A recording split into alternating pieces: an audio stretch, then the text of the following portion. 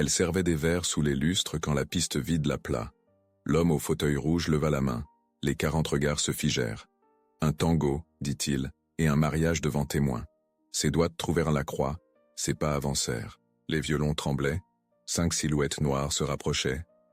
Elle sourit, entra dans la lumière. Certains moments changent, tout pour toujours. La pluie martelait les vitres blindées du club noir comme des balles perdues. À l'intérieur, les lustres de cristal projetaient des ombres mouvantes sur les visages masqués par la fumée de cigares cubains. L'air sentait l'argent sale et la peur froide. Au centre de ce royaume souterrain, une piste de danse vide attendait. Personne n'osait y poser le pied sans permission. Vincent Moreau régnait depuis son fauteuil de cuir rouge, un trône discret mais absolu. 42 ans, cheveux gris acier plaqués en arrière, costume noir taillé sur mesure. Ses doigts effleuraient le verre de whisky sans jamais le porter à ses lèvres. Il ne buvait jamais en public. L'alcool révélait les faiblesses, et Vincent Moreau n'en avait pas. Du moins, c'est ce qu'il voulait faire croire. Autour de lui, ces hommes riaient trop fort aux plaisanteries qui n'étaient pas drôles. Des rires, de commande, des sourires achetés. Le silence pesait plus lourd que les mots dans ce lieu où chaque respiration était surveillée, où chaque regard était calculé. Les caméras cachées enregistraient tout. Vincent le savait, ses invités aussi. Personne n'en parlait jamais. Entre les tables laquées de noir, elle se déplaçait comme une ombre. Camille Laurent. 28 ans, cheveux châtains tirés en chignon bas, uniforme noir impeccable, serveuse officielle, espionne officieuse. Ses mains ne tremblaient jamais en servant les verres, même quand les conversations tournaient autour de corps qui disparaissaient dans la scène. Même quand Vincent posait sur elle ce regard qui pesait, comme une lame froide contre la nuque, elle avait appris à devenir invisible. C'était une question de survie dans cet univers où les témoins gênants finissaient par avoir des accidents. 3 ans qu'elle travaillait ici. 3 ans qu'elle collectait des informations pour les autorités. 3 ans qu'elle marchait sur une corde raide au-dessus d'un abîme qui portait le nom de Vincent Moreau. Ce soir-là était différent. L'air vibrait d'une tension particulière. Vincent observait la piste de danse depuis 1 heure sans dire un mot. Ses lieutenants échangèrent des regards inquiets. Quand le patron restait silencieux trop longtemps, quelqu'un finissait toujours par payer le prix. Ses silences étaient plus dangereux que ses colères. L'orchestre de tango argentin installé dans l'alcôve dorée accordait ses instruments. Une tradition mensuelle au club noir. Vincent aimait le tango. Il disait que c'était une danse de pouvoir déguisée en passion, une métaphore parfaite pour ses affaires. Celui qui menait contrôlait tout. Celui qui suivait acceptait sa soumission. Camille posa un plateau de verre vide sur le comptoir de marbre. Ses doigts effleurèrent machinalement la petite croix en argent caché sous son col. Un cadeau de sa mère avant de mourir. La seule chose pure qui lui restait dans ce monde de corruption. Elle ne priait plus depuis longtemps. Mais ce contact lui rappelait qu'il existait encore une frontière entre le bien et le mal. Une frontière qu'elle s'interdisait de franchir. Vincent se leva. Le brouhaha des conversations mourut instantanément. 40 paires d'yeux se tournèrent vers lui, attendant l'ordre, la sentence, la révélation qui changerait peut-être la donne. Il lissa sa cravate de soie noire d'un geste lent, calculé. Chaque mouvement de Vincent Moreau était une mise en scène soigneusement orchestrée. Il avança vers la piste de danse.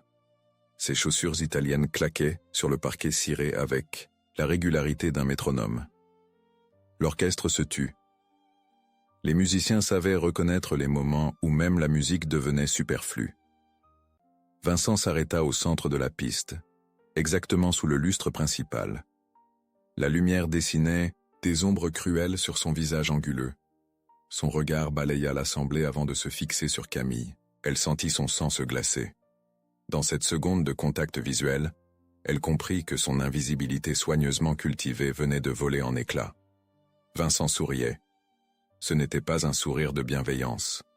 C'était le sourire du chat qui vient de coincer la souris. « Mesdames et messieurs », dit-il d'une voix qui portait sans effort jusqu'au fond de la salle. « Ce soir, j'ai envie de m'amuser. » Le mot « amuser » résonna comme une menace voilée. Personne ne riait quand Vincent s'amusait. Ses jeux finissaient, toujours par des larmes ou du sang. Il fit un geste de la main. Camille sentit tous les regards converger vers elle. Les conversations chuchotées s'arrêtèrent net. Même les serveurs figèrent leurs mouvements. Elle posa lentement le plateau, qu'elle tenait, ses doigts cherchant instinctivement la croix sous son col. Son cœur battait si fort qu'elle craignait que tout le monde l'entende. Vincent l'observait avec cette patience de prédateur qui sait que sa proie ne peut plus s'échapper. Il leva sa main droite, paume ouverte, dans un geste d'invitation qui ressemblait à une convocation. L'orchestre reprit position attendant le signal. Les violons tremblèrent déjà sous les doigts des musiciens. Camille comprit qu'elle venait d'être choisie pour jouer un rôle dans un spectacle dont elle ne connaissait pas les règles. Dans l'univers de Vincent Moreau, refuser n'était jamais une option. Accepter non plus. Il n'y avait que des degrés différents de soumission ou de rébellion, et tous menaient au même précipice. Elle avança vers la piste de danse. Chaque pas lui semblait durer une éternité. Les visages autour d'elle se brouillaient dans une masse indistincte d'attente morbide. Seuls les yeux de Vincent restaient nets, fixes, hypnotiques. Quand elle s'arrêta face à lui, à moins d'un mètre de distance, elle sentit l'odeur de son eau de Cologne mélangée à quelque chose de plus sombre. L'odeur du pouvoir et de la violence contenue. « Si tu danses ce tango avec moi, » murmura-t-il assez fort pour que toute la salle entende, « je t'épouse devant tout le monde. » Sa voix était douce, presque tendre. C'était exactement ce qui la rendait terrifiante. Le silence qui suivit les mots de Vincent fut plus assourdissant que n'importe quelle explosion. 40 personnes retenaient leur souffle, attendant de voir si la petite serveuse allait accepter ou refuser ce qui ressemblait à une proposition de mariage, mais sonnait comme un arrêt de mort. Camille sentait le poids de tous ces regards, sur sa peau comme autant de lames froides. Ses mains tremblaient imperceptiblement le long de son corps. Vincent n'avait pas bougé d'un millimètre. Il se tenait là, immobile, avec cette patience de serpent qui hypnotise sa proie avant de frapper. Son sourire n'avait rien perdu de sa fausse bienveillance, mais ses yeux trahissaient autre chose. Une lueur dangereuse qui promettait des conséquences, terribles quelle que soit la réponse de Camille. Dans l'univers de Vincent Moreau, il n'y avait jamais de bonne réponse. Il n'y avait que des réponses moins catastrophiques que d'autres. Autour d'eux, les lieutenants de Vincent échangèrent des coups d'œil nerveux.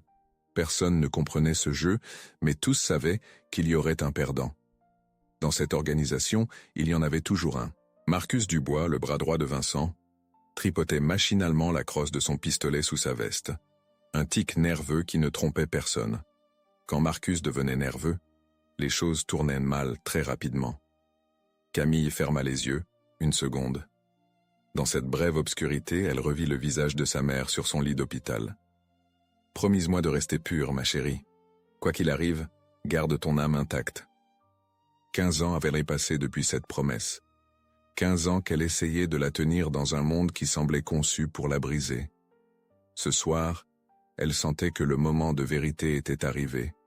L'orchestre attendait, figé dans une tension presque palpable.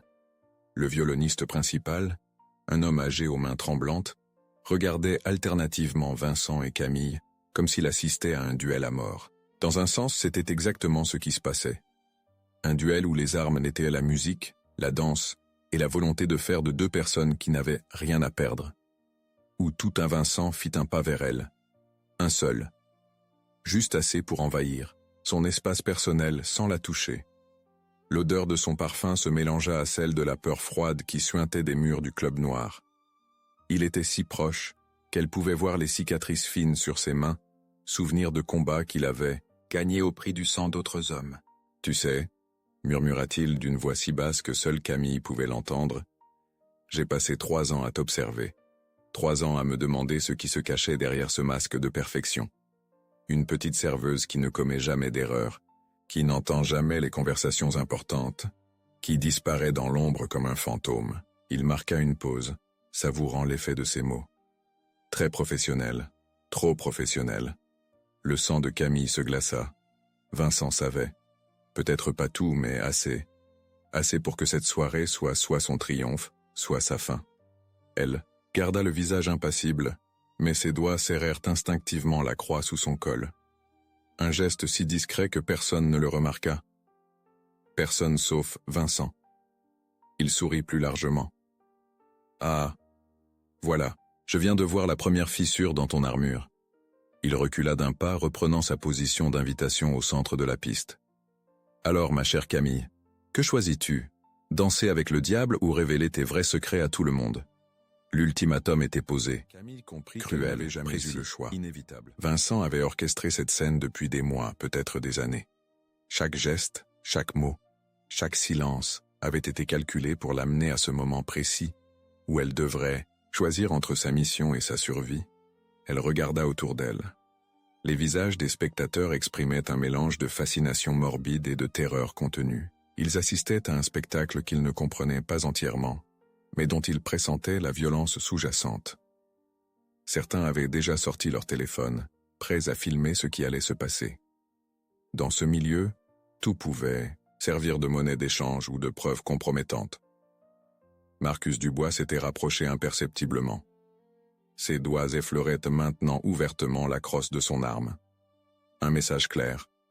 Quelle que soit la décision de Camille, elle ne sortirait pas vivante du club noir si Vincent le décidait. L'étau se resserrait avec la précision d'un mécanisme d'horlogerie suisse. Camille prit une inspiration profonde. L'air du club lui brûla les poumons, chargé de fumée et de menaces non dites. Elle regarda Vincent droit dans les yeux, cherchant une faille dans cette façade de contrôle absolu. Elle n'en trouva aucune. Cet homme était un prédateur parfait, façonné par des années de violence et de manipulation. Mais elle aussi avait appris quelques tours dans l'ombre. « D'accord », dit-elle d'une voix claire qui porta jusqu'au fond de la salle. Le mot résonna comme un coup de feu dans le silence. Plusieurs personnes sursautèrent. Vincent haussa un sourcil, visiblement surpris par la fermeté de sa réponse. Il s'attendait à des larmes, à des supplications, à de la peur. Il n'avait pas prévu cette acceptation calme, presque défiante. L'orchestre se remit en position. Le violoniste essuya la sueur qui perlait sur son front avec un mouchoir blanc qui tremblait entre ses doigts. Le pianiste fixa ses mains sur les touches, attendant le signal. L'accordéoniste gonfla son instrument, produisant un son grave et mélancolique qui fit frissonner l'assistance. Vincent tendit la main vers Camille, un geste apparemment galant qui cachait une prise de possession. Quand elle posa sa main dans la sienne, elle sentit la force de cette poigne qui avait brisé tant de destins. Ses doigts étaient froids comme la mort, mais fermes comme l'acier. Il la tira doucement vers lui, juste assez pour établir la position de danse traditionnelle. Sa main gauche se posa sur la taille de Camille, avec une possessivité qui ne laissait aucun doute sur ses intentions. Ce n'était pas une danse qu'il proposait, c'était une démonstration de pouvoir. Une façon de montrer à tous les présents qu'il pouvait prendre ce qu'il voulait, quand il le voulait, comme il le voulait. Le tango n'était qu'un prétexte pour humilier publiquement une femme qui avait osé le défier en silence pendant 3 ans. Musique, ordonna-t-il sans quitter Camille des yeux. Le violon attaqua les premières mesures d'un tango sombre et passionné. Les notes s'élevèrent dans l'air chargé de tension, portant avec elles toute la mélancolie de Buenos Aires et toute la violence contenue du club noir. L'accordion répondit au violon, puis le piano se joignit à eux, créant une mélodie hypnotique qui semblait venir directement des enfers. Vincent commença à danser. Ses mouvements étaient de fluides, précis, impitoyables. Il menait avec l'autorité d'un homme habitué à commander, poussant Camille là où il voulait qu'elle aille, contrôlant chacun de ses pas. Ses yeux ne la quittaient jamais, la défiant de montrer une faiblesse qu'il pourrait exploiter. Mais Camille ne bronchait pas. Elle suivait ses mouvements avec une grâce naturelle qui surprit tout le monde, y compris Vincent. Ses pieds trouvaient instinctivement le rythme, ses hanches ondulaient en parfaite harmonie avec la musique. Elle ne regardait pas ses pieds, ne cherchait pas ses appuis. Elle dansait comme si elle était née pour cela. Vincent fronça les sourcils. Quelque chose ne collait pas. Une simple serveuse ne pouvait pas danser le tango avec cette aisance, cette élégance naturelle. Il accéléra le rythme, tentant de la déstabiliser, mais elle le suivit sans effort. Pire encore, elle commençait à anticiper ses mouvements, à répondre à ses initiatives avec une créativité qui lui appartenait. Les spectateurs murmuraient entre eux, fascinés par ce qu'ils voyaient. La petite serveuse invisible était en train de tenir tête au chef de la mafia sur son propre terrain. Et elle le faisait avec une beauté qui coupait le souffle. La danse devenait autre chose qu'une démonstration de pouvoir. Elle devenait un véritable duel, une conversation silencieuse entre deux volontés qui refusèrent de céder. Vincent serra sa prise sur la taille de Camille, y mettant plus de force que nécessaire. Il voulait lui faire mal, la rappeler à sa place. Mais elle ne s'y a pas.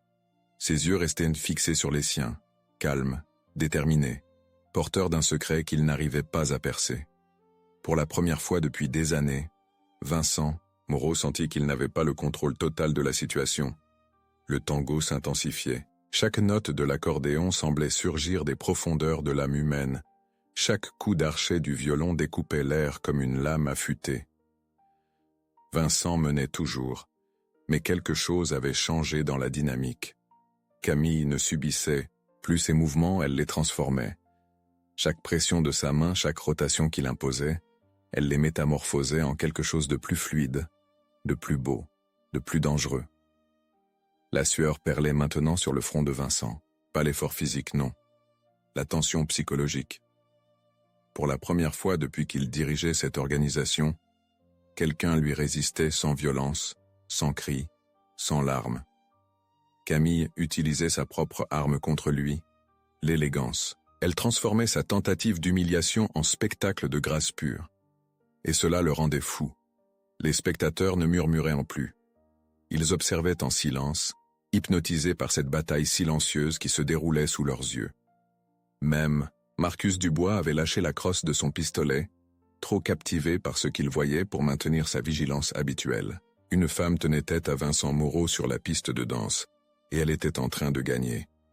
Vincent tenta un mouvement particulièrement agressif, tirant Camille vers lui avec une brutalité calculée, espérant la faire trébucher.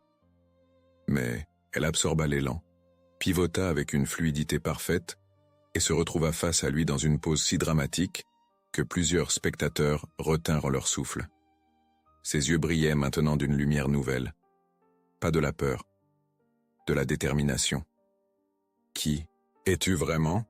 siffla Vincent entre ses dents, assez bas pour que seule elle l'entende.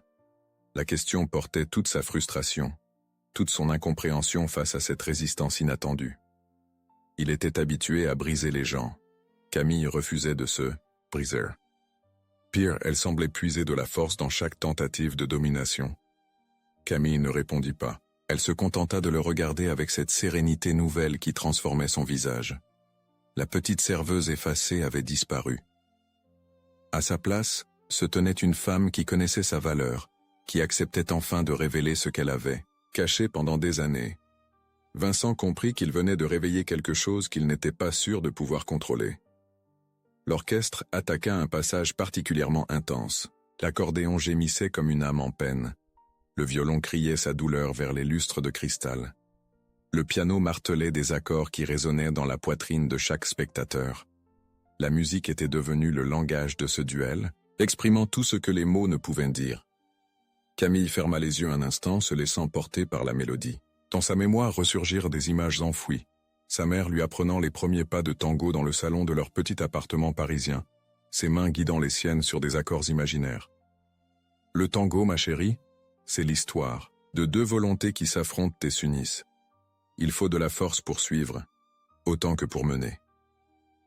Quand elle rouvrit les yeux, Vincent y lut quelque chose qui le glaça, une connaissance qu'elle n'était pas censée posséder. Une maîtrise qui dépassait largement ce qu'une simple serveuse pouvait avoir acquis. Il tentait de déchiffrer cette énigme quand Camille fit quelque chose d'impensable. Elle prit l'initiative. D'un mouvement fluide, elle inversa leur position. Vincent se retrouva à la suivre, déstabilisé par cette prise de contrôle inattendue. Elle le guidait maintenant, imposant son rythme, sa vision de la danse. Ses pieds glissaient sur le parquet avec une précision millimétrique. Chaque geste, calculé mais semblant naturel comme la respiration. Un murmure parcourut l'assistance. Plusieurs lieutenants de Vincent échangèrent des regards inquiets. Voir leur chef perdre le contrôle, même dans une danse, ébranlait leur certitude. Dans leur monde, Vincent Moreau était une force de la nature. Un tsunami humain que rien ne pouvait arrêter. Cette petite femme en uniforme noir était en train de fissurer cette image d'invincibilité. Vincent tenta de reprendre le contrôle, mais Camille résistait avec une souplesse d'acier. Chaque fois qu'il pensait l'avoir cernée, elle glissait entre ses doigts comme de l'eau.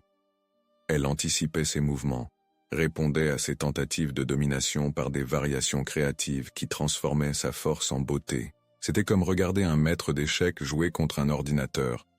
La machine était plus forte, mais l'artiste était plus intelligent. La musique atteignait son apogée. L'accordéon sanglotait maintenant ouvertement, le violon hurlait sa passion vers la piste, fascinés par ce spectacle qui dépassait tout ce qu'ils avaient pu imaginer. Même les caméras de surveillance semblaient figées, leurs objectifs braqués sur cette danse qui ressemblait en plus à un exorcisme. Vincent sentait sa réputation s'effilocher avec chaque pas qu'il n'arrivait plus à contrôler. Ces hommes l'observaient perdre pied face à une employée qu'ils avaient à peine remarquée pendant 3 ans. Comment expliquerait-il cela aux autres familles? Comment maintenir le respect quand on vous a vu danser par une femme qui servait les verres 1 heure plus tôt? Camille sentait cette victoire s'installer en elle comme un poison doux.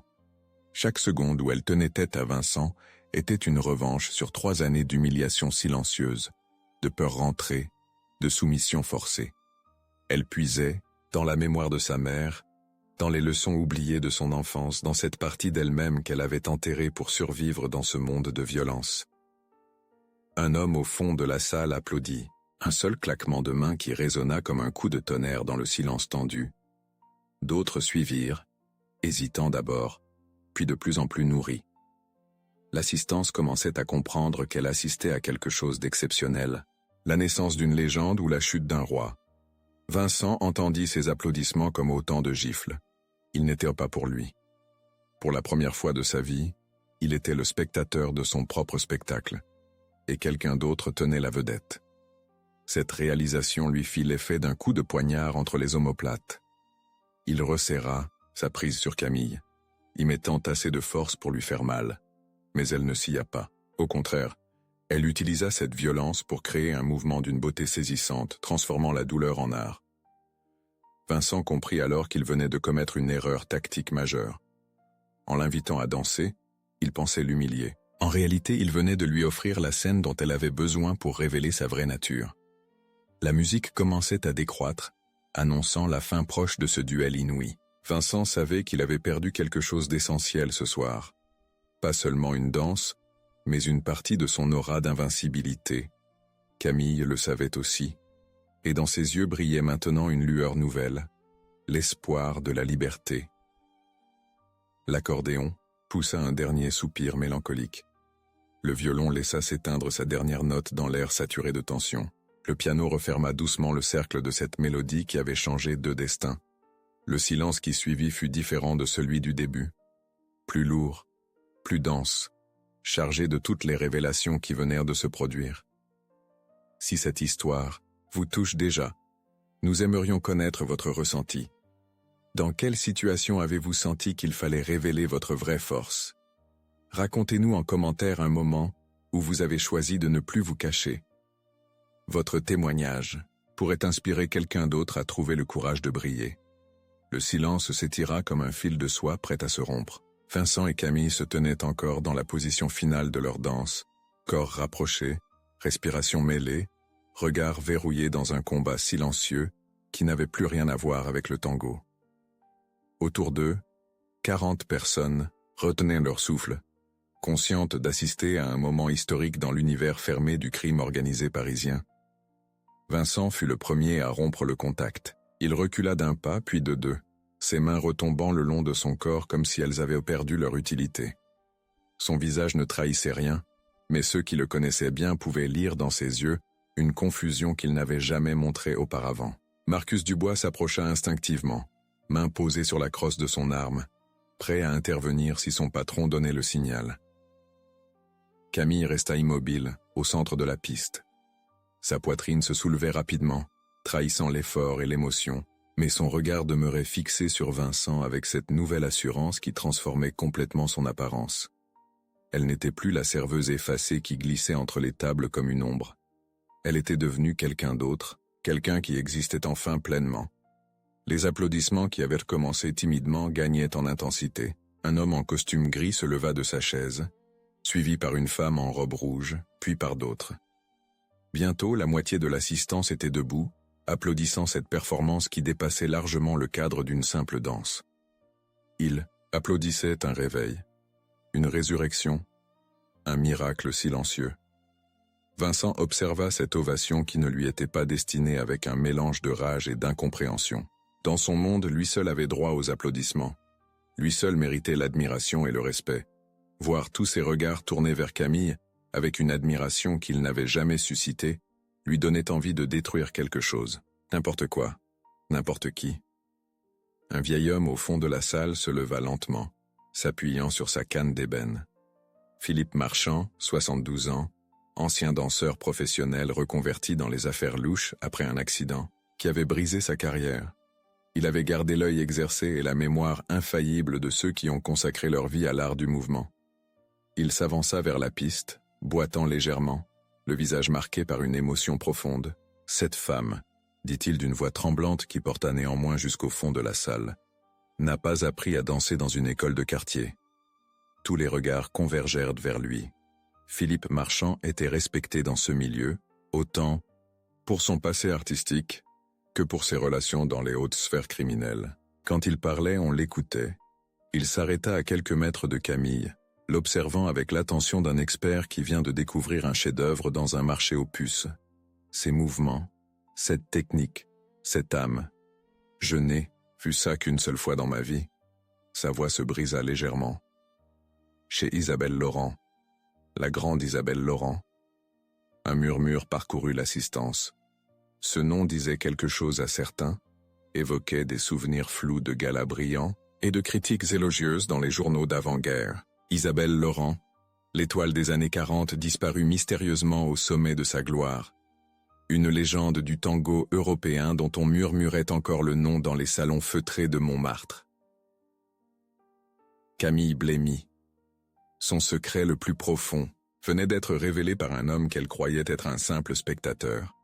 Ses doigts trouvèrent instinctivement la croix sous son col, ce dernier lien avec la mémoire de sa mère. Elle n'avait jamais parlé de son héritage à personne au Club Noir. C'était trop dangereux, trop précieux pour être exposé dans ce monde de violence. Philippe Marchand fit un pas de plus vers elle, les larmes aux yeux. « Tu as ses gestes, ma petite, ses gestes et son feu. Tu es sa fille, n'est-ce pas ?» La question était posée avec une douceur qui contrastait violemment avec l'atmosphère tendue du club. Autour d'eux, les spectateurs retenaient leur souffle, attendant une confirmation, qui changerait tout. Vincent sentit le sol se dérober sous ses pieds. Si cette femme était vraiment la fille d'Isabelle Laurent, alors elle n'était pas une simple serveuse tombée par hasard dans son établissement. Elle était quelqu'un d'important, quelqu'un avec une histoire, une légitimité qu'il ne pourrait jamais acheter ni détruire. Pire encore, elle avait peut-être des connexions, des protecteurs qu'il ne soupçonnait pas. Camille leva lentement la tête vers Philippe Marchand. Dans ses yeux, la peur avait cédé la place à une résignation tranquille. Le moment était venu de cesser de se cacher, de porter enfin le nom qu'elle avait fui pendant des années par peur de ne pas en être digne. « Oui » murmura-t-elle, puis plus fort. « Oui, je suis Camille Laurent, fille d'Isabelle Laurent. » L'effet fut immédiat. Ceux qui connaissaient ce nom se levèrent spontanément, comme si la royauté venait de pénétrer dans leur petit royaume souterrain. D'autres échangeaient des regards interrogateurs, tentant de comprendre l'importance de cette révélation. Mais tous sentaient qu'un point de non-retour venait d'être franchi. Philippe Marchand s'inclina respectueusement devant elle. « Votre mère était une déesse de la danse. Elle avait le pouvoir de faire pleurer les hommes les plus durs, rien qu'en bougeant ses mains. Je vous ai vu grandir dans ses bras lors des répétitions au théâtre des Champs-Élysées. Vous aviez 4 ans, peut-être 5, et vous reproduisiez déjà ces mouvements avec une précision troublante. » Les souvenirs affluaient maintenant dans l'esprit de Camille. Ces après-midi interminables dans les théâtres poussiéreux, assise, dans un coin à regarder sa mère transformer l'espace en paradis temporaire. Les leçons improvisées dans leur petit appartement, quand Isabelle lui apprenait les secrets du tango entre 2 répétitions. Le tango, ma chérie, c'est l'histoire de l'âme humaine.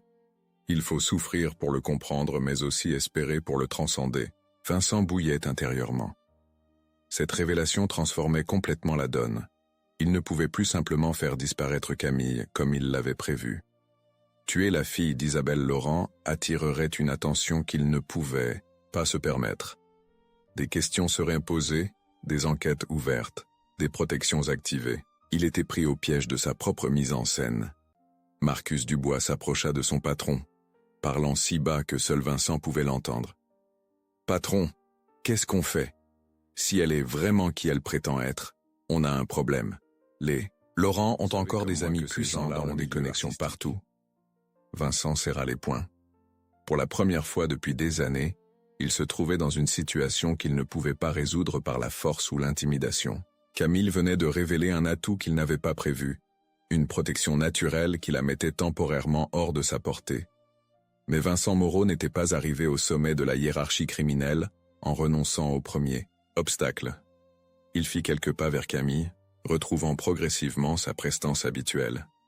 Son visage recomposait lentement le masque du prédateur civilisé qu'il portait si bien. « Camille Laurent », dit-il en insistant sur chaque syllabe du nom. Quelle surprise délicieuse. Dire que j'avais une princesse dans mon établissement sans le savoir.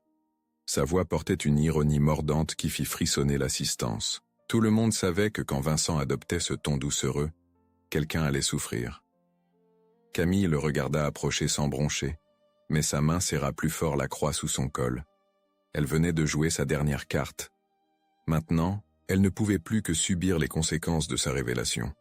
« Dis-moi, ma chère, » continua Vincent en s'arrêtant juste devant elle. « Depuis combien de temps nous observes-tu? Depuis combien de temps collectes-tu des informations sur mes affaires sous couvert de servir des vers ?» Son sourire était celui d'un requin qui vient de flairer le sang dans l'eau. « Car c'est bien ce que tu fais ici, n'est-ce pas? Tu n'es pas là par hasard. » Le piège se refermait. Vincent venait de comprendre que l'héritage artistique de Camille ne la protégerait que temporairement. Si elle était effectivement une espionne, alors sa mort pourrait être justifiée comme une mesure de sécurité légitime. Il fallait juste qu'il trouve les preuves. Ou qu'il les fabrique. L'accusation de Vincent flotta dans l'air comme une sentence de mort. L'assistance retenait son souffle, sentant que le dénouement approchait, avec la violence d'un orage qui éclate. Camille soutint le regard de Vincent sans ciller, mais intérieurement, elle calculait ses chances de survie. Elles étaient proches de zéro. Dans ce monde souterrain, les espions ne bénéficiaient d'aucune clémence, quelle que soit leur lignée artistique. Philippe Marchand fit un pas vers Vincent, s'interposant partiellement entre lui et Camille. Son âge et sa canne ne faisaient pas de lui un adversaire redoutable physiquement. Mais son statut dans le milieu lui conférait une autorité morale que même Vincent ne pouvait ignorer complètement. « Monsieur Moreau, cette jeune femme vient de nous offrir un spectacle d'une beauté rare.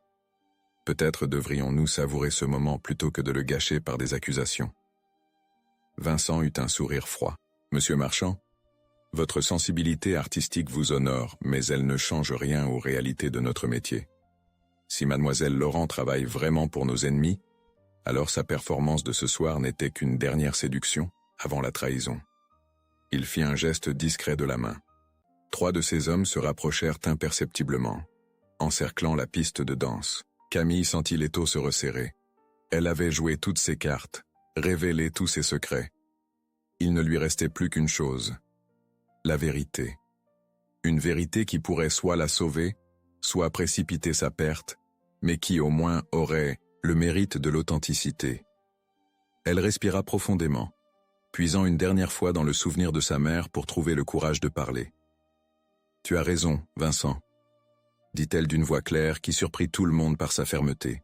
« Je ne suis pas ici par hasard, mais tu te trompes sur mes motivations. » Elle marqua une pause, laissant ses mots résonner dans le silence tendu.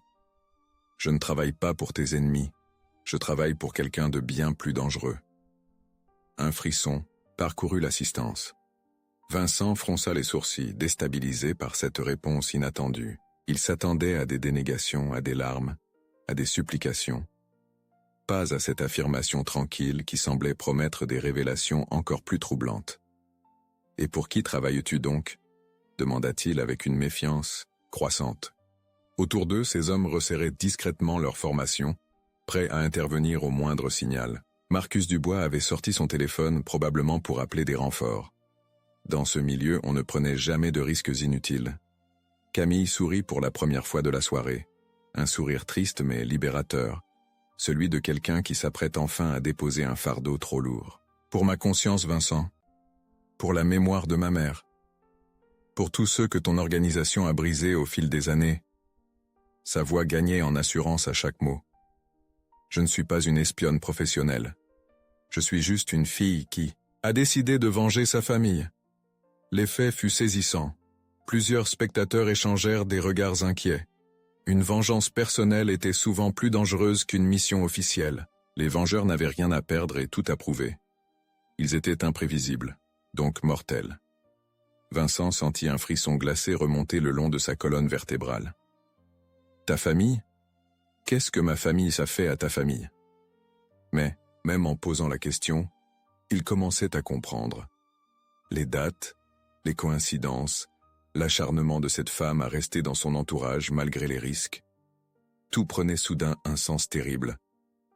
Camille ferma les yeux un instant, revoyant les derniers mois de sa mère, l'appartement sordide où Isabelle Laurent, autrefois reine des salons parisiens, avait fini ses jours dans la misère et la maladie. Les dettes de jeu qui s'accumulaient, les prêteurs qui devenaient menaçants, la spirale infernale qui avait conduit la grande danseuse à emprunter à l'organisation de Vincent, et l'incapacité de rembourser qui avait signé son arrêt de mort. Il y a 8 ans, dit-elle d'une voix qui tremblait légèrement. Ma mère a eu besoin d'argent pour payer ses soins médicaux. Le cancer lui rongeait les os, mais elle refusait d'abandonner. Elle a emprunté à tes usuriers. Les mots sortaient maintenant comme un flot longtemps contenu. Quand elle n'a plus pu rembourser, tes hommes sont venus. Ils ont dit qu'une ancienne gloire valait peut-être quelque chose sur le marché de la nostalgie. Vincent blêmit. Cette histoire lui revenait maintenant, comme un cauchemar enfoui qui remonte à la surface. Isabelle Laurent, la danseuse déchue, qui réclamait encore quelques mois de délai. Marcus lui avait proposé de la faire travailler dans un de leurs établissements spécialisés, histoire de rentabiliser la dette. Vincent avait accepté sans réfléchir. C'était juste du business. Elle a refusé, continua Camille, les larmes coulant maintenant librement sur ses joues. Alors vous l'avez battue, dans sa propre maison devant sa fille de 20 ans. Vous l'avez frappée jusqu'à ce qu'elle perde connaissance. Et quand elle s'est réveillée à l'hôpital, elle a compris que sa carrière était finie. Pas à cause du cancer, à cause de vous. Le silence était maintenant oppressant. Même les hommes de Vincent semblaient mal à l'aise. Tabasser une ancienne célébrité malade dépassait les limites de ce que beaucoup considéraient comme acceptable, même dans leur milieu. Philippe Marchand s'appuyait lourdement sur sa canne, le visage décomposé par l'horreur de ce récit. « Ma mère est morte 6 mois plus tard », murmura Camille. « Officiellement du cancer, en réalité de honte et de désespoir. Ces derniers mots ont été pour me demander pardon de m'avoir laissé seule dans ce monde cruel. » Elle releva la tête vers Vincent, et dans ses yeux brillait maintenant une flamme que rien ne pourrait éteindre. « Alors oui, j'ai passé 3 ans à t'observer, à apprendre tes habitudes, à comprendre ton organisation, pas pour la police, pour elle. » Vincent recula d'un pas.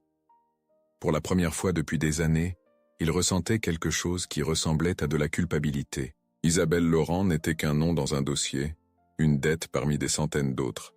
Il n'avait jamais pensé qu'elle avait une fille, une histoire, des rêves brisés. Dans son monde, les victimes n'avaient pas de visage. « Et maintenant ?» demanda-t-il d'une voix plus faible qu'il ne l'aurait voulu. « Maintenant que tu m'as dit tout ça, qu'est-ce que tu espères? Que je vais m'excuser? Que je vais ressusciter ta mère? Que je vais changer ?»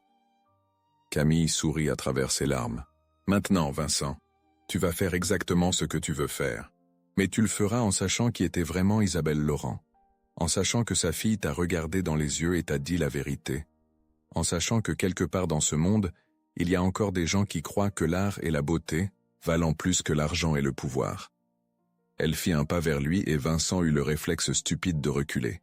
« Tu peux me tuer maintenant si tu veux, mais tu ne pourras plus jamais prétendre que tu ne savais pas. Tu ne pourras plus jamais dire que tes victimes ne sont que des numéros. Ma mère avait un nom, une histoire, une fille qu'il aimait, et cette fille vient de danser devant toi avec toute l'âme que tu as essayé de détruire. » L'assistance était pétrifiée. Certains pleuraient ouvertement, touchés par cette révélation qui transformait complètement leur perception de la soirée. D'autres regardaient Vincent avec une attention nouvelle, se demandant comment l'homme le plus puissant de leur milieu allait réagir à cette confrontation avec sa propre humanité. Vincent resta immobile de longues secondes, le regard perdu dans le vide. Puis, sans un mot, il tourna les talons et quitta la piste de danse. Ses pas résonnèrent sur le parquet ciré jusqu'à ce qu'il disparaisse dans les couloirs sombres, laissant Camille seule au centre de la piste, droite et digne dans son uniforme froissé. Philippe Marchand s'approcha d'elle et posa une main paternelle sur son épaule. « Votre mère serait fière de vous, mon enfant. Vous venez de faire quelque chose que personne n'avait réussi avant vous. Vous avez forcé Vincent Moreau à regarder son reflet dans un miroir. L'orchestre, sans qu'on le lui demande, entama une mélodie douce et mélancolique, un requiem pour Isabelle Laurent, une berceuse pour sa fille qui venait enfin de se libérer d'un poids trop lourd. Camille ferma les yeux et dansa seule, pour sa mère, pour elle-même, pour tous ceux qui refusent de laisser la beauté mourir dans l'indifférence. Cette histoire vous a-t-elle touché? Avez-vous déjà ressenti ce besoin de révéler votre vraie nature face à l'injustice? Nous espérons que l'histoire de Camille vous inspirera à ne jamais abandonner ce qui vous rend unique, même dans les moments les plus sombres.